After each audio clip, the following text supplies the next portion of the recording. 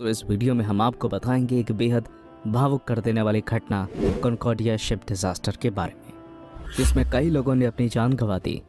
इस पूरी और सच्ची रोचक कहानी को जानने के लिए वीडियो को अंत तक जरूर देखें।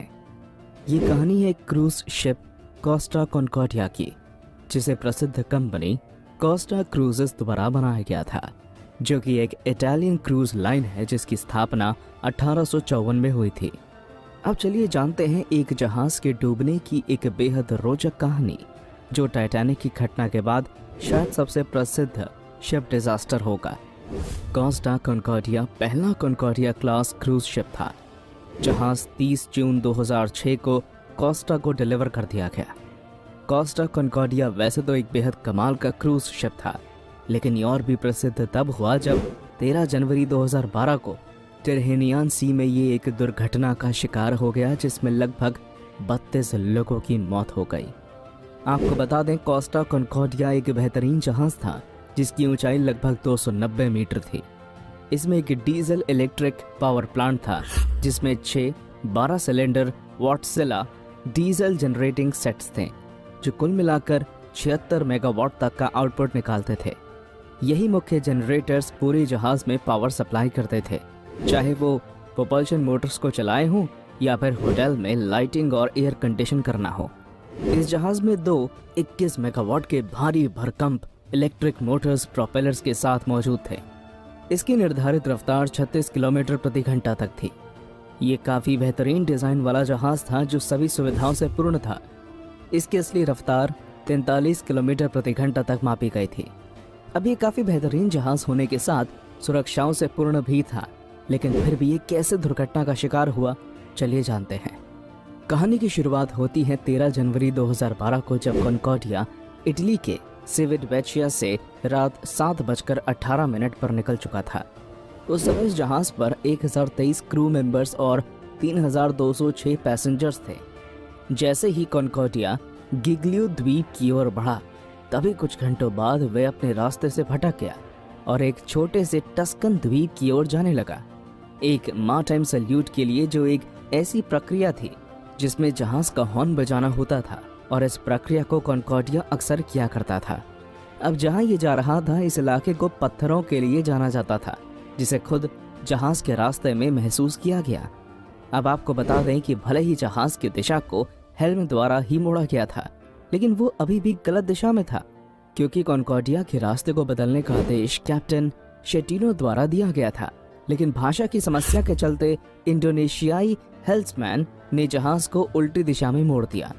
जहाज का ऊपरी हिस्सा तो सुरक्षित रहा, लेकिन दुर्भाग्यवश जहाज का पिछला हिस्सा चट्टान से रात 9:45 पर टकरा गया। ब्रिज पर हुई कंफ्यूजन के कारण असंगत आदेश तो दिए गए, लेकिन वो भी दुर्घटना को रोक नहीं पाए। कॉन्कॉर्डिया शिप एक ऐसी दुर्घटना का शिकार हो गया था जिसका शायद ही किसी ने अनुमान लगाया होगा। कॉन्कॉर्डिया की बाईं तरफ 53 फीट का छेद हो गया। क्रू मेंबर्स ने पूरा प्रयास किया कि वे इस घटना को समझ पाएं और इटालियन अथॉरिटीज को इसकी जानकारी दे पाएं। 9:52 पर मुख्य इंजीनियर और इलेक्ट्रिक अफसर ने जहाज के इमरजेंसी डीजल जनरेटर को शुरू करने का बहुत प्रयास किया, लेकिन वो उसमें सफल नहीं हो पाए। जल्द ही यात्रियों को भी बता दिया गया कि जहाज एक बड़ी मुसीबत में फंस गया है। हार्बर मास्टर को भी यही जानकारी दी गई थी। जब पता किया गया तो सामने आया कि इंजन रूम के साथ 5 कंपार्टमेंट्स पानी में बह रहे हैं। अब क्योंकि इंजन ही काम नहीं कर रहा था, इसलिए जहाज को भी चलाया नहीं जा सकता था। एक छोटे से गलत निर्देश और दिशा की अदला बदली में एक बेहद भयंकर घटना घट चुकी थी। जहाज की स्थिति और हवा के कारण ये द्वीप की ओर ही बढ़ने लगा। अब क्योंकि दिशा बदल चुकी थी, इसलिए इसे बचाना और भी आसान था। इन सब के चलते जहाज स्टार पोर्ट की तरफ झुकने लगा और डूबता हुआ कॉन्कॉर्डिया जल्दी ही किनारे पर अटक गया। इस समय में एक फंसे हुए पैसेंजर ने इटली में मौजूद अपनी बेटी से संपर्क किया और 10:14 पर कोस्ट गार्ड ने जहाज से संपर्क किया और कहा कि उन्हें जानकारी मिली है कि यात्री किसी समस्या में हैं। तब इस पर जहाज के कैप्टन ने जवाब दिया कि हाँ, वो एक समस्या में तो फंस गए हैं, लेकिन हम हालात का पता लगा रहे हैं। 10 मिनट बाद कोस्ट गार्ड ने फिर जहाज को संपर्क किया और तब कैप्टन के आदेश पर उन्हें यह बता दिया गया कि जहाज एक समस्या से जूझ रहा है, लेकिन उन्होंने केवल इसके लिए टग बोट्स की मांग की।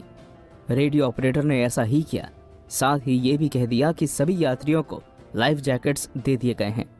किसी भी यात्री को चोट नहीं आई है और जहाज के बाईं तरफ जहाज को काफी नुकसान हुआ है। 10:33 पर जनरल इमरजेंसी अलार्म बजा दिया गया और जहाज में मौजूद सभी यात्रियों को मास्टर स्टेशंस में जाने का आदेश दे दिया गया और अगले निर्देश तक वहीं रुकने को कहा गया। 10:39 के आसपास पहला रेस्क्यू वेसल आखिरकार पहुंच गया। जहाज की स्थिति अब काफी बिगड़ चुकी थी और उसे काफी नुकसान भी पहुंचा था। पानी के बहाव और जहाज पर कोई कंट्रोल ना होने के कारण जहाज पानी में डूबता ही जा रहा था। धीरे धीरे 10:48 तक जहाज पहाड़ी चट्टान के सहारे 30 डिग्री से भी ज्यादा झुककर अटक गया। इसके बाद कैप्टन को एहसास हो गया कि जहाज एक बड़ी समस्या में फंस चुका है, जिससे निकलना अब जरूरी हो चुका है। कैप्टन शेटिनो ने जहाज की परिस्थितियों और समस्याओं का अध्ययन करते हुए 10:54 पर जहाज को छोड़ने का आदेश दे दिया। कैप्टन के आदेश मिलने के बाद ही जहाज में मौजूद यात्री लाइफ बोट्स में जाने लगे, लेकिन समस्या ये थी कि जो यात्री जहाज के दूसरी तरफ मौजूद थे वो तो आसानी से निकल गए और लाइफ बोट्स के जरिए सुरक्षित निकाल लिए गए, लेकिन जो लोग जहाज के झुके हुए हिस्से में फंसे थे उन्हें जहाज के झुकाव के चलते निकालना मुश्किल था। बाकी क्रू मेंबर्स और यात्रियों ने पहले ही जहाज छोड़ दिया, लेकिन अभी भी लगभग 300 लोग दुर्घटनाग्रस्त जहाज में बुरी तरह फंसे हुए थे। आधी रात तक कई यात्री जहाज पर फंसे हुए थे और कई जहाज के खुले हिस्से में तड़प रहे थे। 12:42 पर रिकॉर्ड हुई बातचीत में कोस्ट गार्ड कमांडर ने कैप्टन को आदेश दिया कि वो जहाज पर वापस जाए, लेकिन कैप्टन ने उनके आदेश का पालन नहीं किया और किनारे पर आ गए। हालांकि रेस्क्यू ऑपरेशन में, जिसमें 25 पेट्रोल बोट्स, 14 मर्चेंट वेसल्स और कई हेलीकॉप्टर्स मौजूद थे, उसमें सुरक्षित रूप से 4194 लोगों को जहाज से निकाल लिया गया। सुरक्षित यात्रियों को पास के ही गिग्लियो द्वीप पर पहुंचा दिया गया, जिसमें पहले से ही 1000 तक की स्थानीय जनसंख्या थी। 14 जनवरी को 6:17 पर सर्च ऑपरेशंस को बंद कर दिया गया। जो लोग सुरक्षित निकल पाए थे वो तो खुद को काफी खुशनसीब समझ रहे थे, लेकिन जो जहाज में फंसे रह गए उनके मरने के बाद उनका मृत शरीर भी नवंबर 2014 तक नहीं मिला। आप इससे समझ ही सकते हैं कि यह घटना कितनी दुखद और भयानक थी। जहाज की एक गलत दिशा के कारण कई लोगों ने अपनी जान गंवा दी, बहुत से लोग घायल हुए और 32 लोगों की तो मौत हो गई। अब इस पूरी घटना का जिम्मेदार कहीं ना कहीं वो कैप्टन ही था जो उस समय जहाज पर मौजूद था, क्योंकि उनके ही गलत दिशा के आदेश देने और कोस्ट गार्ड को पूरी और सच्ची जानकारी ना देने के कारण शिप के साथ ऐसी दुखद घटना घटी। इन सब कारणों के चलते कैप्टन शेटिनो को गिरफ्तार कर लिया गया और उन पर मुकदमा चलाया गया। सभी चीजों को देखते हुए और उनकी भूमिका को परखते हुए ये सामने आया कि इस घटना के वे एक बहुत बड़े जिम्मेदार हैं, इसलिए उन्हें मैनस्लॉटर और गलत नेविगेशन के लिए सजा हुई।